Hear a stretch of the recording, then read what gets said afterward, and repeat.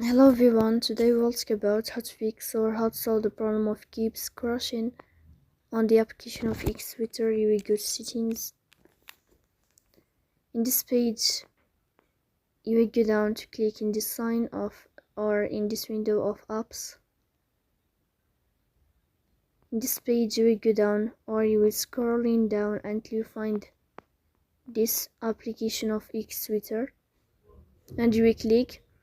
Here in this page of app info, you will click on first stop and you will click OK. Then you will enter to the window of storage. Here you will click on clear cache, but pay attention, don't click clear data because that can delete your account. In the end, you can turn off your phone and you can wait a moment to restart your phone again to fix that problem. So please don't forget to support us by like and subscribe. See you next time and thank you.